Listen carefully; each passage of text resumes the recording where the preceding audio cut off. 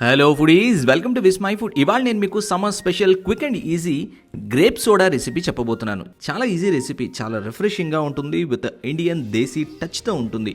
క్విక్గా జస్ట్ 5 మినిట్స్లో తయారైపోతుంది ఈ సమ్మర్ డ్రింక్. Let's start.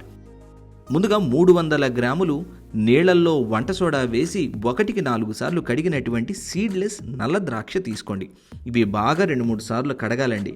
దీనిపైన డైరెక్ట్గా కెమికల్ స్ప్రే చేస్తారు కాబట్టి వీటిని మిక్సర్ జార్లో వేసుకోండి. ఇక్కడ మీరు గ్రీన్ గ్రేప్స్ కంటే కూడా నల్లవి, ఇలా పొడవుగా ఉండేటువంటివి సీడ్లెస్ వాడుకుంటే పులుపు ఉండదు. గ్రీన్ గ్రేప్స్లో ఇంకా సీడ్స్ ఉన్నటువంటి నల్ల ద్రాక్షలో పులుపు ఉండే అవకాశం ఉంది కాబట్టి. ఇందులో 1/2 teaspoon chaat masala, 1/2 teaspoon black salt, 3-4 టేబుల్ స్పూన్ల పంచదార వేసి ఓ 1/2 కప్పు నీరు వేసి మెత్తగా గ్రైండ్ చేసేయండి. చూడండి, ఇలా ఉండాలి. సీడ్లెస్ పొడవుగా ఉండేటువంటి నల్ల ద్రాక్ష అయితేనే రుచిగా ఉంటుంది అని గుర్తుంచుకోండి. ఇప్పుడు టాల్ గ్లాస్ తీసుకోండి. ఇందులో 3-4 ఐస్ క్యూబ్స్ వేసుకోండి. ఇందులో 60 ml దాకా మనం గ్రైండ్ చేసుకున్నటువంటి గ్రేప్ మిక్స్చర్ ఉంది కదా, అది పోసుకోండి. ఆ తర్వాత 3-4 పుదీనా ఆకులు అరచేతిలో పెట్టి మరో చేత్తో చప్పట్లు కొట్టినట్టు ఫట్ అని కొట్టేయండి.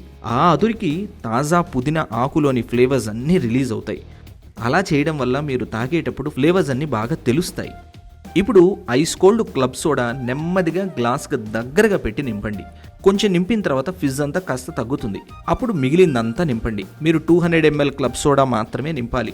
ఎక్కువగా నింపేయకండి, పలచబడిపోతుంది, సోడా అంత రుచిగా ఉండదు. ఫైనల్లీ ఓ చెంచా పుచ్చుకొని పైనుంచి కిందికి కలిపితే పర్ఫెక్ట్గా కలిసిపోతుంది. దీన్ని ఇమీడియట్గా ఫిజు పోకముందే సర్వ్ చేసేయండి. అంతే, తయారైపోయింది. చాలా రిఫ్రెషింగ్గా ఉంటుంది ఈ సింపుల్ డ్రింక్.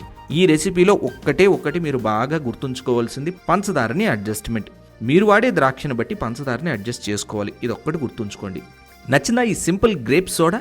ఇలాంటి రెసిపీస్ నా దగ్గర బోల్డ్ ఉన్నాయి. మీలో ఎంతమంది ఇలాంటి రెసిపీస్ కోసం వెయిట్ చేస్తున్నారో కమెంట్ చేయండి. నేను వెరీ సూన్ పోస్ట్ చేస్తాను.